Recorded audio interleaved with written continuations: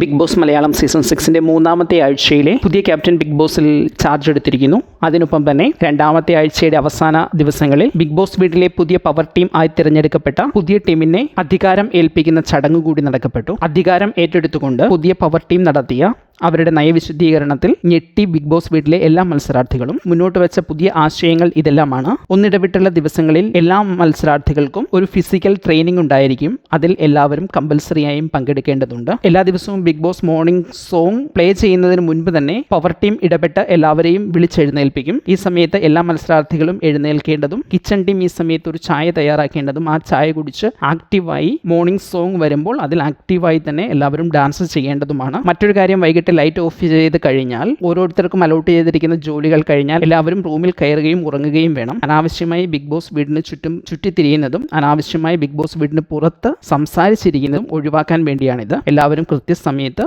ഉറങ്ങുന്നു എന്ന് ഉറപ്പുവരുത്തുക കൂടി ചെയ്യണം. ഇത് ഉറപ്പുവരുത്താൻ വേണ്ടി പവർ ടീം അംഗങ്ങൾ ഇടയ്ക്ക് പുറത്തിറങ്ങി കാര്യങ്ങൾ വീക്ഷിക്കുന്നതുമാണ്. മീറ്റിംഗിൽ ഉൾപ്പെടെ പവർ ടീം സംസാരിക്കുന്ന സാഹചര്യങ്ങളിൽ, പവർ ടീം സംസാരിക്കുന്ന സമയങ്ങളിൽ മറ്റാരും സംസാരിക്കാൻ പാടുള്ളതല്ല. അങ്ങനെ സംസാരിച്ചാൽ അവർക്ക് പവർ ടീമിന്റെ അധികാരം അനുസരിച്ച് ശിക്ഷ നൽകുന്നതാണ്. പവർ ടീം സംസാരിക്കുന്നതിനെ കുറിച്ച് എന്തെങ്കിലും പറയാനുണ്ടെങ്കിൽ സംസാരം കഴിയുമ്പോൾ ഹാൻഡ് റൈസ് ചെയ്ത് അവസരം ലഭിക്കുമ്പോൾ മാത്രം സംസാരിക്കണം. കിച്ചൺ ടീം ഓരോ ദിവസവും എന്തൊക്കെ ഉണ്ടാക്കണം, ഓരോ നേരവും എന്തൊക്കെ ഉണ്ടാക്കണം തുടങ്ങിയ കാര്യങ്ങൾ പവർ ടീം അവരോട് പറയും. അതനുസരിച്ച് മാത്രം കിച്ചൺ ടീം ഫുഡ് ഉണ്ടാക്കുക. കിച്ചൺ ടീം ഫുഡ് ഉണ്ടാക്കി വെക്കുക. അത് വിളമ്പുന്ന ഉത്തരവാദിത്തം, അത് ഡിസ്ട്രിബ്യൂട്ട് ചെയ്യുന്ന ഉത്തരവാദിത്തം പവർ ടീം അംഗങ്ങൾ ഏറ്റെടുക്കും. ബിഗ് ബോസ് വീട്ടിലെ എല്ലാ മത്സരാർത്ഥികളും അവർ ഉപയോഗിക്കുന്ന പാത്രം, ഗ്ലാസുകൾ തുടങ്ങിയവ സ്വയം കഴുകി വെക്കണം. ഒപ്പം മറ്റെന്തെങ്കിലും സാധനങ്ങൾ അവർ ഭക്ഷണം കഴിക്കുന്നതിൻ്റെ ഭാഗമായി വീട്ടിൽ നിന്ന് മറ്റേതെങ്കിലും തരത്തിലുള്ള പാത്രങ്ങൾ എടുത്താൽ അവയും അവർ സ്വയം കഴുകി വെക്കണം. പവർ ടീം ഓരോ സമയത്തും പറയുന്ന കാര്യങ്ങൾ വളരെ വ്യക്തമായി, വളരെ കൃത്യമായി അനുസരിക്കണം. അല്ലെങ്കിൽ അതിനുള്ള പണിഷ്മെന്റ് നൽകുന്നതായിരിക്കും. നിയമലംഘനങ്ങളുടെ എണ്ണം കൂടുന്നതനുസരിച്ച്